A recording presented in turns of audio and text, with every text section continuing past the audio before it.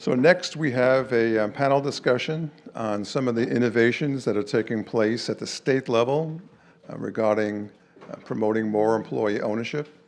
A lot of that is being done through state centers in support of state legislators.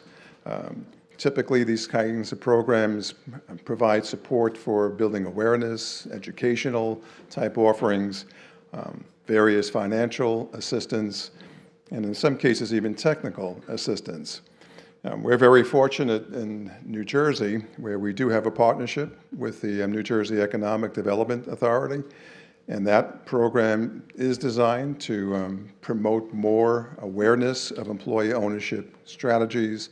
We've been developing online programs and webinars. We've been partnering with chambers of commerce and professional associations, having business conferences with business owners. And on the financing side, they're willing to provide some financial assistance to qualified businesses that are looking to sell to their employees using an ESOP transaction. And what they're offering is to pay 90% of the feasibility study upwards to $35,000. So it's already getting traction. These kinds of programs at the state level, I mean, typically that's where a lot of the innovative policies and regulations stem from. And we're very hopeful that the positive lessons we see at the state level will maybe ultimately turn into more like federal policies and federal regulations, which is not an uncommon process. States have always been kind of the incubators of innovative policies and regulations.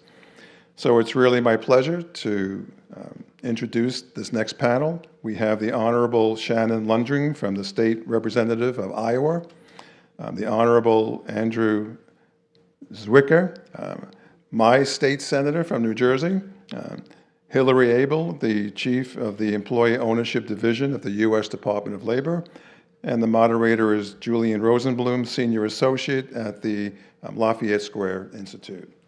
Thank you.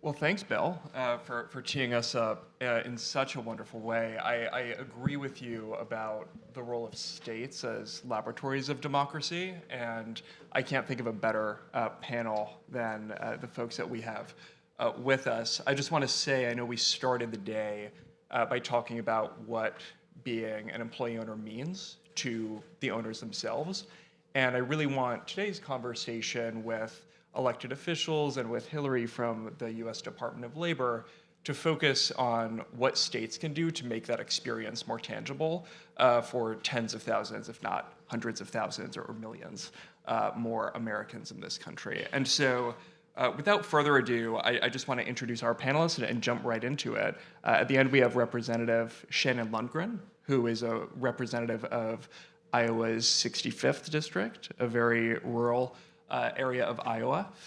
We have Hilary Abell, who is the co-founder of Project Equity and right now the chief of the Division of Employee Ownership at the U.S. Department of Labor.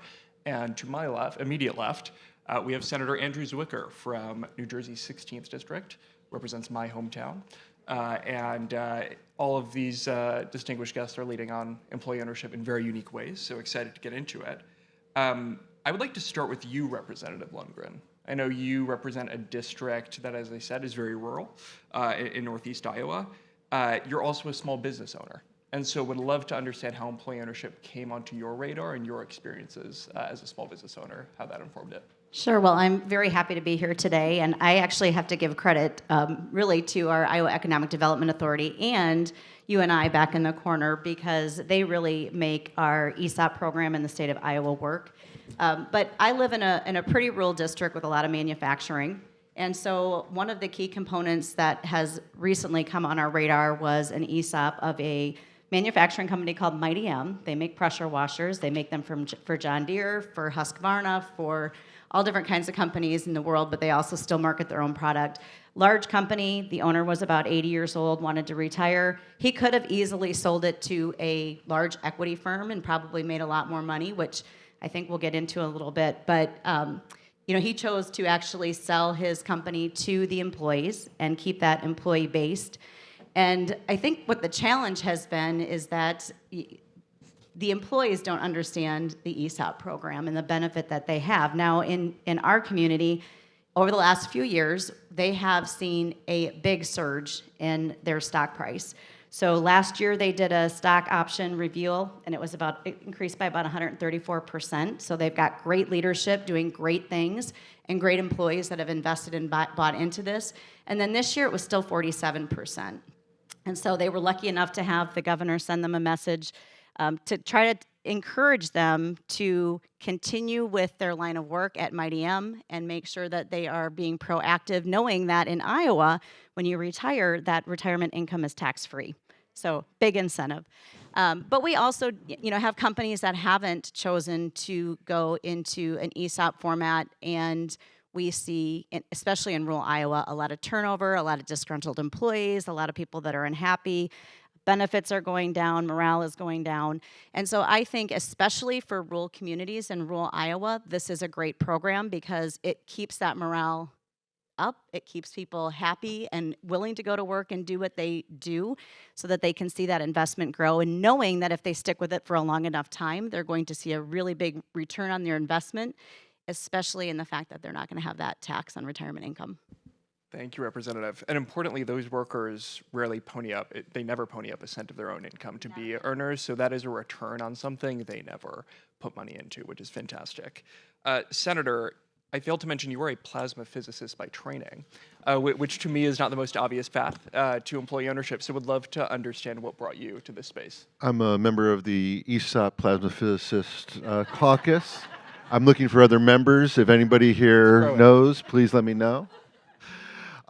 My case was inevitable and nothing to do with my scientific background, but it's literally a kitchen table issue, and you heard I've got a former constituent to my right, a constituent over here. My partner at home is an expert on employee displacement. We had talked about this multiple years ago. Bill wrote an op-ed in one of the local New Jersey newspapers. To be honest, it's not something in the plasma physics community we talk much about. So it was the first time I had heard about it. And it was one of those things where you go, well, duh, of course. So that was sort of the beginning. For New Jersey, Bill sort of alluded to some of it. So there is an MOU in place with the New Jersey Economic Development Authority. And with lots of help, Bill's help, Julien's help, and many others people, we ran up a piece of legislation to both codify that and go much further, and I'm sure we'll talk about that. And it's gotten tremendous momentum. It'll be up in front of the General Assembly and Committee on Thursday and in the Senate on Monday. So momentum, this is the exact moment to get this done. But as they say, it takes a village. There we go. And I know we'll hear a bit more about that legislation in a bit, but Hilary, I want to turn to you. As I mentioned, you co-founded Project Equity. Now you lead the employee ownership initiative over at DOL. And I would just love to hear what brought you in and what keeps you in this work, especially from your perch where you see how states continue to innovate here. Sure. Well, what brought me in was, is this on? Yeah, okay. Was being an employee owner myself at Equal Exchange more than 30 years ago, and that was a very empowering and exciting experience. And I did other work for a while and then came back into developing worker-owned businesses through one nonprofit, and then through Project Equity, we moved to transitioning small businesses to employee ownership in various forms. And it's been a real privilege and a very interesting journey to become a federal government employee, very different from the roles I've had in the past. And the driver for me, though, is the same. It's really always been seeing workers' lives improve. That's kind of what gets me excited and what I go back to, even though I'm many steps removed from that in my day-to-day work these days. But I often think of the 30 pizza shop employees in Silicon Valley that we helped transition their company to a worker cooperative, and that was in 2017, and they have now shared $1 million of profits with 30-some employee owners there. And that means that these workers are doing things they never thought they'd be able to do, like saving for retirement or taking a vacation that none of us would begrudge them, right? Or working a little less so they can pursue their music. And then I loved hearing about the guy named Dog on the factory floor this morning who finally found the courage to share a really great idea at a company meeting when for years he'd felt like the engineers didn't want to hear his idea, but he spoke up because that ownership culture had come alive. So those are the things that get me really excited. So I love that the Work Act, which I'll tell you more about in a bit, which is why the initiative I'm leading exists, talks about employee involvement and participation in addition to employee ownership. And the other thing that keeps me going is the challenge. So we've heard all day today about how wonderful employee ownership can be, how many great things it can do for our society, and we haven't talked a lot about, over the past 20-some years that I've been closely involved, and there are many people in this room who've been involved much longer, but that it has grown in many ways, and we talked about that in the report we submitted to Congress in January of this year, over the last 10 years, kind of the growth trends in different types of employee ownership. But it hasn't grown as much as I think many of us expected as we were involved in this work over the past few decades. So I do feel, as Bill mentioned in his opening remarks, that often government can come in and help to scale great ideas that have been proven out by the private sector, the nonprofit sector, or local or state efforts. And I'm a division of one right now, so definitely small. I don't know that our division is mighty yet, but we're still getting going. But I am really excited by the challenge of working with state employee ownership programs and supporting them, which is our mandate, and seeing how state involvement can help to move this work forward, and also leveraging some of the tools of the federal government to do that. Thanks, Hilary. So let's jump into what states are building. Representative Lundgren, I want to start with you. My understanding is Iowa has one of the more established state-level employee ownership ecosystems in the country. You've got a state center in partnership with the University of Northern Iowa, a feasibility study reimbursement program, to name a few. Could you walk us through what that infrastructure actually does, both for a business owner, but also for worker owners at employee-owned firms in Iowa? Yeah, I think one of the biggest benefits that we have, again, is going back to University of Iowa and their program. So I really got involved and probably was invited today because my daughter was a graduate from the University of Northern Iowa and actually worked for this division for a time before she moved back home closer to grandma. Because, I got babies I got to help take care of. So, in the end, having her there really built some really great relationships with the University of Northern Iowa and what they do for business development, both succession planning and ESOP work. And then, of course, my role in the state of Iowa with working very closely with Debbie Durham and the Iowa Economic Development Authority. But then my third leg of that stool really comes with my daughter now and her husband working for Mighty M, the ESOP company that I just referenced. So, we have not had to do a lot of work. I think Stacy told me today the last time we really passed legislation was in 2011 in the state of Iowa when we developed our program. We continually fund that $25,000 feasibility study program in the state so that they can go out and do the work that they need to do to try to help these organizations, again, rather than sell to a private equity firm, sell the company to their employees and keep that locally owned and operated, which again, as a rural representative, and I do have an anchor city in my community. It's called Dubuque. I don't know if you've heard of it. It's right on the Mississippi River between Iowa, Illinois, and Wisconsin. But on the other end of my district, you might have heard of the Field of Dreams. That's in my backyard by about 10 miles. So it's very diverse. We go from a lot of factories and manufacturing, farms, tourism, all sorts of things in my neck of the woods. So all of these organizations can benefit from being employee-owned and operated. And so I think the tools in the toolbox have been established in Iowa, and I am of the kind of background of, the scariest thing you can hear is I'm here from the government and I'm here to help. So we don't get involved unless they ask us to get involved with policy changes or funding mechanisms that we could change to make it better. We let them do their job. Todd and Stacy do a great job of taking care of those things for us. And I think it's 6 or 7 businesses a year that they work with in the state of Iowa that they're trying to convert into these ESOPs. So we're here really as a mechanism to keep what we have in place running successfully, and then turning around when they need us, we are happy to step in and help. So again, just very, my philosophy is always the state can do what they can, but we've got to give that division off and let them do their work, and then just continue to be supportive any way that we can. Thanks for that. I want to stay on this for one more moment, because one of the things that we talked about in one of our earlier conversations, Representative, is Iowa's program, to your point, has been very successful, but one of the gaps that continues to concern you is this education gap with actual worker owners in terms of their understanding of what it means to be an owner, and your belief that there is an education gap that states could address. Especially from your perch as someone who engages with employee-owned businesses and a small business owner. Would love to hear your thinking on that a bit more. Yeah, what's really interesting is that we don't legislatively have to get involved for the University of Northern Iowa to already start working on trying to fill that education gap, and they already are. So we will be here again as a backup to them if they need us to do something policy-wise as a state.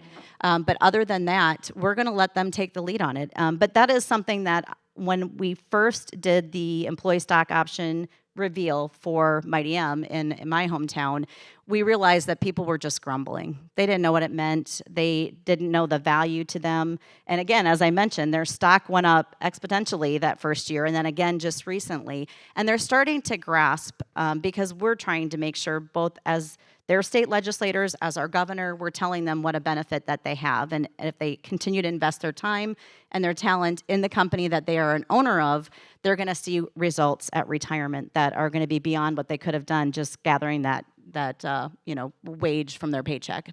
So again, we think that the education component is going to come. I don't think it'll take very long. I think University of Northern Iowa already recognizes that we need to have that conversation. And they also need to come in really from a standpoint of just being regular people, right? I mean, Mighty M had their financer there, they had their insurance company there, they had the guy that manages their stocks there, all in suits. My restaurant, that's what I do for a living. We were catering, so I was in a pair of jeans and a trackside hat. They asked me more questions than they would have asked, their financial advisors. And so coming in to a round table in a business like that, just as normal people saying, hey, we're not part of your organization, we're just here to answer your questions so that you get the best return on your investment, knowing what you have here in front of you is really, I think, what's going to be important, and they're going to already do that. Thank you, Representative. And certainly some takeaways that are transferable to other states regardless of their own context. Senator, I want to turn to you for a bit, because New Jersey's building something similar but a bit different from what Iowa has. You've introduced legislation this spring, earlier in May actually, that would codify the state's employee ownership pilot that Adrienne Bill helped with the New Jersey Economic Development Authority. It would create a director of employee ownership at the EDA, an advisory commission, and notably, it would establish a revolving loan fund to directly finance employee ownership transitions, which is something of a novel innovation in public finance. And so I'd love for you to tell us about the revolving loan fund. What problem is it trying to solve that technical assistance, outreach, education alone can't? Sure. Well, I think first, I can't help myself and say what we learned from Iowa is for ESOPs, if you build it, they will come. I was just waiting for you to do that one, right? So, as you said, Julien, it gets at education, it gets at feasibility, and it codifies the feasibility work that's already going on. But it's that last piece. And last week I was at a New Jersey Chamber of Commerce event talking about the state budget. So in New Jersey, we are in the final stages of finalizing our budget for the next fiscal year by June 30th. It's also, by the way, it's election day in New Jersey. So who's from New Jersey? Iowa too? All right, so Iowa or New Jersey? Wait, whoa. Did you vote? Yes. All right. I mean, ESOP is a foundation of democracy, so. But at that budget event, I brought up ESOPs and talked to some folks. And the number one thing, for those who knew about it, of course, that's the first part, but those who knew about it was financing, and was how do you bridge that gap? And so that leads to then, New Jersey, like so many other states, most other states right now, the fiscal constraints are pretty significant. And so the idea of appropriating from our general fund 5 million, 10 million, 20, whatever number it might be, is just politically very difficult, even if the argument is, yeah, but if you look at all the benefits of ESOPs, that net ROI, is 2, 5, 10, whatever the multiplier might be. But politically, that's just the problem because we need to balance our budget now. And so we can't think about future revenue or increases in future revenue. So because of that, you start thinking about other mechanisms and a revolving loan where low interest, where you go, okay, fine, we're gonna have to seed that at first just to get it going. But after that, as it picks up, it just means more and more income is gonna come in and it will become self-sufficient. So that's, I think, both politically the right way to do it, but it's also, I think, just practically from a public policy perspective, the right way, because anything that's self-sustaining means that I don't have to go and fight for a budget appropriation year after year after year. I've just got to get this off the ground. And if I've got all of the other pieces in place, the education, the feasibility, it's remarkable what you're doing because we only are proposing one person at the state level to do this. You're doing it for the country. We need to get you some help.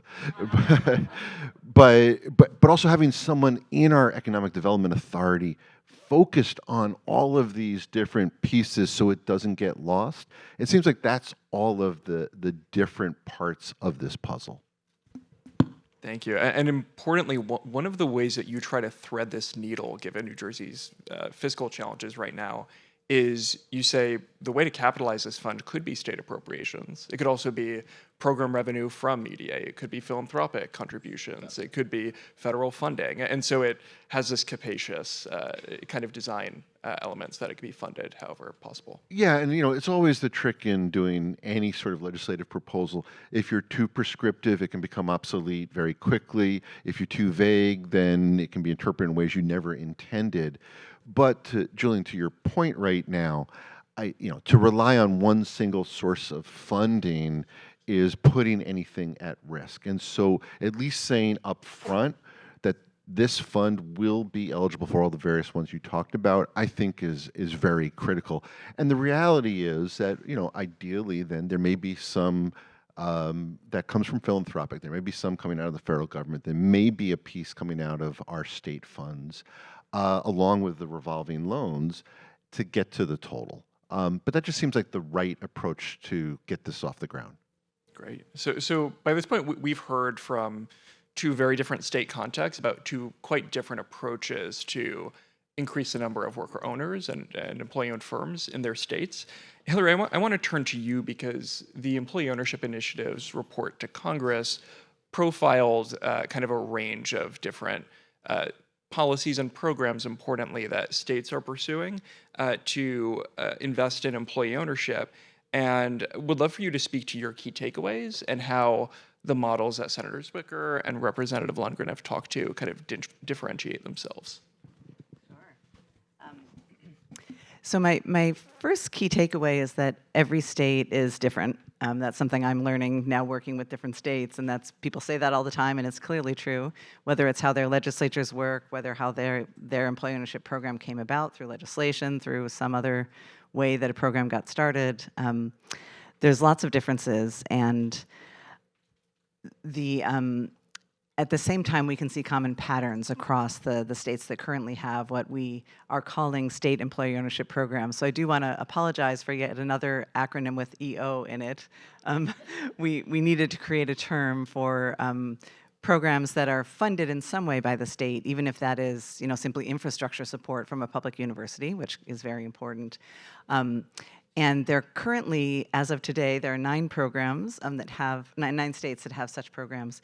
And we do see some common themes in how they're structured and also the types of programming that they do. And we also see a lot of diversity in how they're combining those different elements, as we've already heard from Representative Lundgren and Senator Zwicker.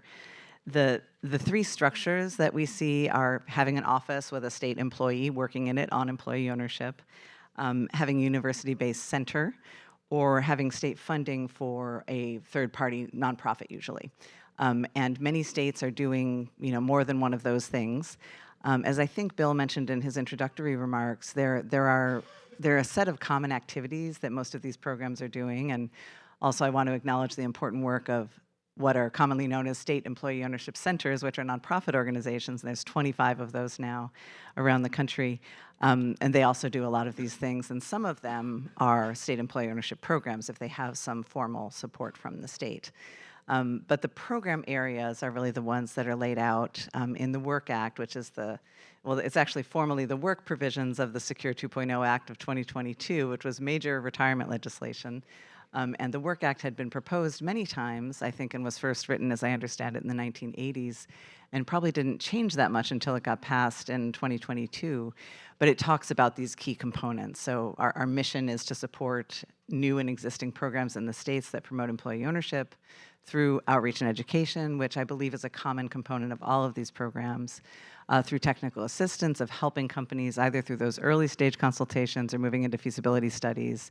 Some states have gone as far as Colorado in particular as supporting post-transaction support. So, tax credits that can help companies finance ownership culture building or financial education or open book management. The Work Act also talks about training for employee owners, which is, as you commented, is so incredibly important. And that is one of the things that I think very few state programs are actually working at that level at this point. Most are working at the front end of trying to get more companies to become employee owned. But that is an important additional part of the work. So yeah, I would say that there are common patterns. All states are doing some outreach and education, some are doing technical assistance directly, and some are funding technical assistance, and there's 3 ways that's being done: through tax credits, grants, or reimbursements. But I love hearing about the New Jersey proposal where there's this engagement of the Economic Development Department and the giving of grants or reimbursements, I think it is in New Jersey, right, to the service providers for the technical assistance, and then possibly a commission as well. A few states have a commission or an advisory committee. Most of them don't. So yeah, I could say more, but I will just say that the report to Congress does talk about all of this. It is on the Department of Labor's website, so if you Google Employee Ownership Report to Congress, you'll find it. And a lot of the same content is also on our Employee Ownership Initiative webpage. So if you go there, make sure that you click on resources on the left, because you'll get the landing page, which has just very basic stuff.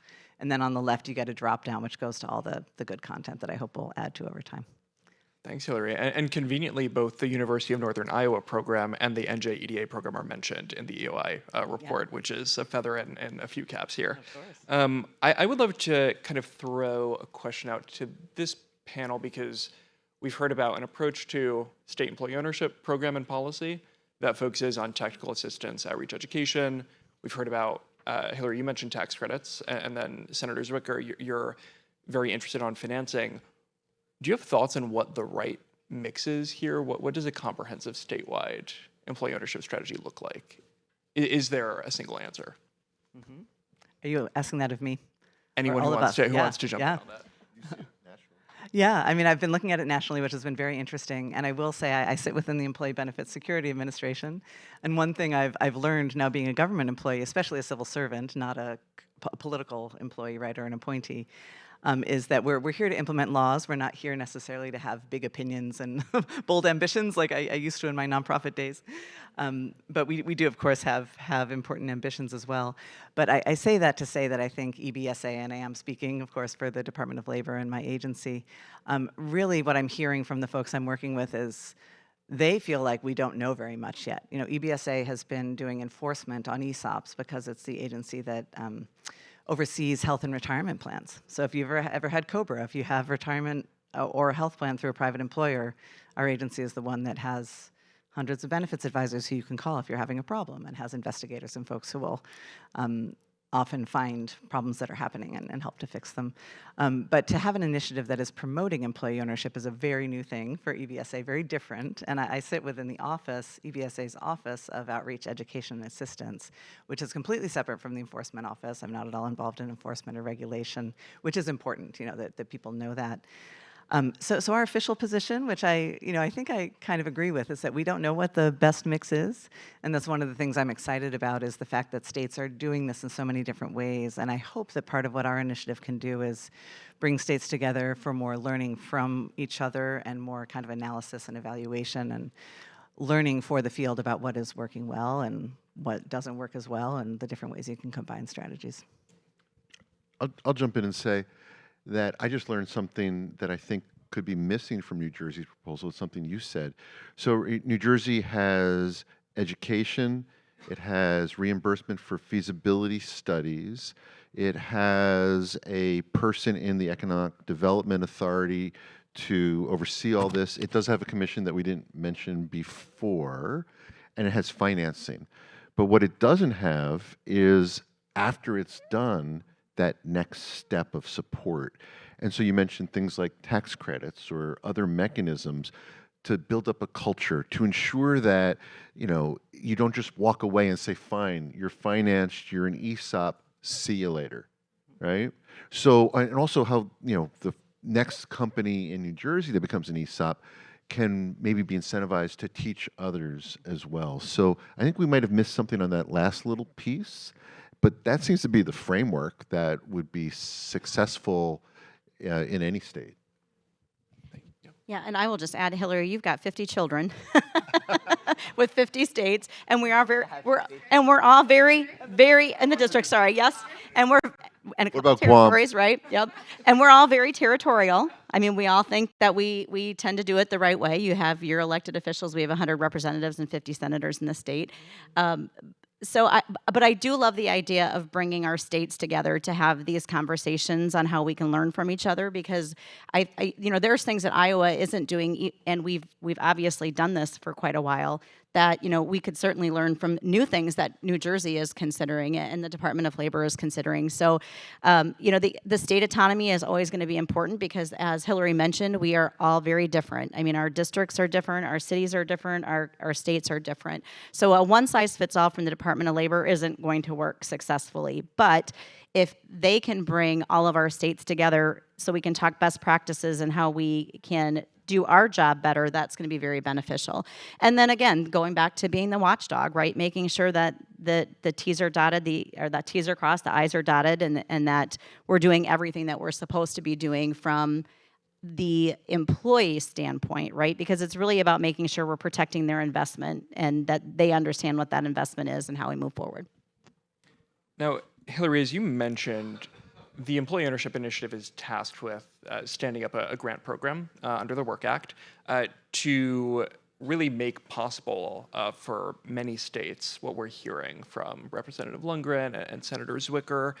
You've talked a little bit about this already, but can you walk us through what the federal government is trying to do here, and to the extent you're able, where you are in that process? Sure, yeah. So the Work Act charges the Department of Labor with establishing an employee ownership initiative, and we have done that. There, is this division that I'm heading, one-person division within EBSA. The second part of, or another part of the Work Act is to do a regulation around adequate consideration of valuation of ESOP stock, and that's been mentioned already today. And again, that's not my division, so I don't know when that might be coming. And the third part that is really talked about a lot in some very interesting detail that's fairly prescriptive, but also leaves a lot of flexibility, to your point about how to write good legislation, which is to have a grant program that is authorized to be a 5-year program with $50 million. We haven't had an appropriation until a few months ago. So for my first year and a half on the job, we kind of didn't know if we'd be able to start a grant program because there hadn't been an appropriation yet. But there was one made in February for $2 million. So it's it's a small start, but we're very excited to be developing that. So I'll just say that we're partnering with the Employment Training Administration, which is one of the largest agencies within DOL, does a lot of grant programs and a lot of training programs, workforce development programs. So even developing that working relationship, the agencies have collaborated before on education for dislocated workers and things like that. But to develop a program together is, going great so far. It takes some time. So we're kind of a few months into developing that and hoping to release the request for proposals. We're hoping for the fall. Timelines are very hard to control. The money doesn't have to be obligated until the end of fiscal 27, which I know is a little disappointing to some people because they were hoping maybe it would be fiscal 26 and it would get out really quickly. I'll say that I'm grateful for that time because agencies are pretty stretched right now, so it's going to take some time to not only formulate a good program, but also get through all the hurdles that we need to go through. So that's our big project right now, and for the first year and a half, it was really mostly about kind of articulating what our mission was, which we're articulating as promoting employee ownership, to create financial security for workers and promoting employee participation in the workplace. So we're really taking seriously those two parts. And from the Employee Benefit Security Administration, this aspect of financial security is really important to us. ESOPs or co-ops or other types of employee ownership that are going to have a strong financial foundation for the employee owners. And then developing the website and the report to Congress and getting to know these great state programs. So our mandate in the law is to support existing programs and help foster new programs. And right now there's only 9. There were 9 before. Washington unfortunately discontinued theirs after a brief startup run. And there is a new one coming on, which I'll mention at the end. They've given me permission to share that a new state is getting involved. But I would love to have 50 someday. I'm certainly hoping for that. I'm excited to hear about this new state. So we'll get to the next question because I'm very curious about this. But without turning this into a listening session for Hilary, I do want to hear from the legislators on the panel about what would be most helpful from the federal government as you think about these programs that you all steward. Is it funding? Is it technical assistance? Just what would accelerate the work you're doing, both as a proving case of what works and then what you're I would say, number one, we have to remember that these are employee-owned companies. So that's got to always be the first, right? That employee that owns stock in that company comes first. Everything else we do should be designed to bolster them, help them, move them along, and make sure that they're successful. But in the end, it's their stock, their company. They have to actually put in the work. It doesn't just come because we're going to give them grant money or seed money and all of those things. It has to be a team effort. So I think that's where we go back to that education component and how important it's going to be as we're trying to drive these ESOPs throughout the nation, that those employees, those employee owners understand the commitment that they have to make in order to be a successful ESOP, so that when it is time for them to retire, they're successful and they can say, I built that. Because that's the American dream, right? We all want to have that ownership of something, whether it's a house or whether it's a business or it's a car. That's what we were built on. And so I think our job is to make sure, again, that we are supporting that, and giving them every tool that they need, but it's their company. They have to put in the work in order to be successful and to move forward. I would say it is predominantly going to be money. I mean, you have 50 children. Whether that is direct grants, matching grants, whatever form it might be. But across that whole spectrum, so whether it is targeted towards education or feasibility, whether it is targeted towards the gap financing necessary, it seems to me like filling in those areas to a state that is trying to get something off the ground, any sort of gap piece of that would be critical. Hilary, turning it back to you, you're on the hot seat, and you will stay there. I'm curious as you look across the state landscape. What is most exciting about what you're seeing? You occupy a very special perch that none of us do, and so would love to hear about that.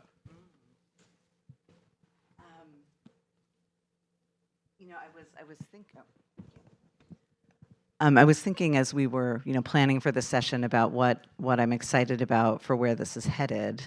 You just asked me what I'm seeing that's exciting now, but I feel like I'll speak to the former because there's a lot of exciting stuff happening. I mean, I talked to Stacy in Iowa about what they're doing at UNI, and that's really exciting. And I actually haven't had a chance to catch up with the pilot project in New Jersey recently, but I can only imagine that that's going very well if you're looking to ensconce it. I did learn recently that the Michigan pilot project, which just started in 2025 and is a nice collaboration between the state's Department of Labor and Economic Opportunity and the Michigan Center for Employee Ownership, and it's $500,000, which isn't that much money in any state's budget, but it's also a nice chunk of change, if you will. And they're moving quite quickly, and they put out $350,000 for to help pay for technical assistance, and they got 61 businesses applying for some of those funds. They chose 12, and they're expecting 4 to 6 of those to complete their transitions to any one of the common 3 forms of employee ownership that we talk about a lot in this room. They're seeing all of those represented. So, I've seen companies transition. I know that it can slow down more than one expects, so I'm not holding my breath that they'll necessarily hit all those marks right within the calendar year, but I thought that was very exciting to hear how that was going. So I'm just loving the innovation of how different states are approaching this, and what excites me moving forward is seeing more states get involved. And I will say that I certainly hope that we're appropriated for $50 million, and I certainly know we can do a lot more with 50 than just with 2. So I'm certainly hopeful for more appropriations for the grant program. New Jersey's happy to take any of that you'd like. Registered. I just want to quickly jump in and say, I mentioned it early in the introduction that this is literally a kitchen table issue for me at home. And one of the things that I will give her a big plug, Maria Heidkamp from the New Jersey Council of Community Colleges, who's an expert on all this stuff, talked about, which I don't know, excited is the right word, but you have a session on it tomorrow, which is the massive unknown disruption of AI and how ESOPs or CSOPs or any other one can possibly help smooth that out a little bit, given all the studies that Rutgers and others have done when it comes to what an ESOP does for the employees themselves. And this idea, there's already, we know, there's greater retention in ESOPs. So does that mean as AI disrupts in ways that we're just trying to figure out, that there's a chance that there will be greater retention in this AI transformation if it's an employee-owned company? It seems like that's a logical thing, but we're going to find out. And so it's, in my mind, it's, okay, this is the perfect time to start to push, whether it's in New Jersey or Iowa or anywhere else, or to get Washington State going again, or whatever it might be, because something's coming. And, we all read the papers, and it's either the sky is falling or, oh, we always adapt and don't worry about it, we'll figure it out. But nobody really knows. So I get really excited about whether or not this is one piece of the puzzle when it comes to where we're going over the next couple of years. I think all of us in this room agree it needs to be a piece of that puzzle.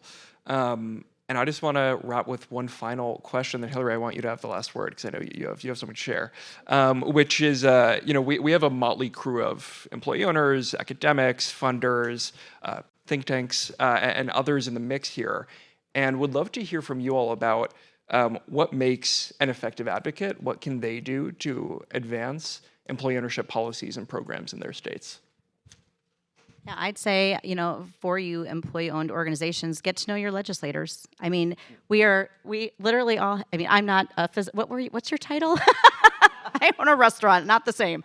But, when we all have our different careers and we look at things through different camera lens, but I think reaching out and knowing your state legislators are extremely important. I mean, most of us will meet you anywhere, anytime. We'll tour your businesses. We love to learn about what's going on in our districts. Iowa, like I said, there's 100 state representatives. There's 50 senators. We all represent 30 to 60,000 people. Lots of business and innovation going on. We're going to learn best and know what you need when you invite us into your home and you talk to us about what we can do to help you at a state level. Contrary to belief, we don't sit around at the Capitol and think about things that we can do to make your life harder and policies we can write just because we on a whim want to change them. All of those ideas come from our districts. And maybe sometimes what's in the national, politics scope of things, and sometimes that goes crazy, like the AI data center discussion right now, which I know nobody really wanted to talk about. But overall, that's really what you should do, is get to know your legislators, reach out to them, invite them to your business, and talk to us about what you need for us to support you, because that's why we're there. And then, the other thing too is I think we've all kind of had to work a little bit on, and I think Hilary, you might have brought it up, our job is to write the policy and the laws, but we have to be very clear. And Senator, you said the same thing. We could be too descriptive or we can be too vague. And then that leaves a lot open for interpretation, where sometimes we have to come back and fix things because we maybe allowed a bureaucratic department to make changes or decide how we wanted things to be guided in our state. So I think it's just really having those conversations and inviting us in and telling us what you need, because that's really where the innovation starts. And then any of the organizations, like we have our IEDA, we have UNI in the state of Iowa, all of those are open in order to, have your questions answered. And if you've got that going on in your state, take advantage of. If you don't, talk to your legislators and ask them to start building something, because I really think this is going to be the future of capitalism, and that's that we all own something, whether it's just a little piece of a pie, or it's our land, or it's our car, or it's part of our company. That's how we're going to continue to make America grow and be successful. I mean, there's nothing to say after that. Hilary, last word? Any? Sure. I'll just say that I really agree with that, and I really wanted to encourage people to do exactly what Representative Lundgren said of inviting legislators and government officials to come visit your employee-owned businesses, because there's nothing like exposure, seeing it up front, hearing from employee owners. And I do want to encourage people to think not only about policy, but also about government programs as distinct from policy, because as we look across those programs, I believe that the work in Iowa has happened largely without legislation, or the last legislation was 2011, you said. So it's really grown since then without additional legislation. And in New Jersey, it's grown a lot without legislation. I think that the work for the pilot program was done outside of a legislative process. So think about existing government programs. Someone mentioned earlier the State Small Business Credit Initiative, and I wouldn't say it's been a huge overwhelming swell of employee ownership getting funded through those programs, but it has happened. There was a lot of work done. The first time that program was done, employee ownership transitions could not be funded. The second time when it was done during the Great Recession, am I remembering this correctly, 2008, 2009, SSBCI 2.0, oh no, sorry, after COVID it was 2.0. So during the first one it was not allowed. After COVID we had the 2.0, and employee ownership transitions can be funded through these state capital programs that are using federal dollars that came about after COVID, and a number of transitions have been funded. So that's just an example of where something that felt very difficult to make happen, like to get a government-supported capital program to understand and be willing to support employee ownership, it can happen. And the last thing I'll say, I didn't mean to make this like a big reveal, but I want to appreciate and thank Rachel from the Tennessee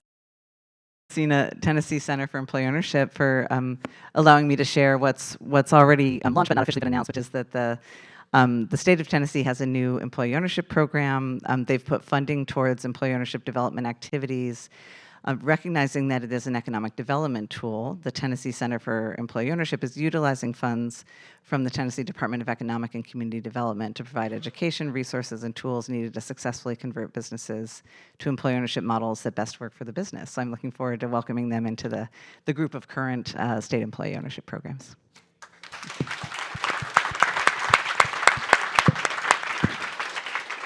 Great note to end on. Thanks to the panelists, and I'll hand it back to Maureen.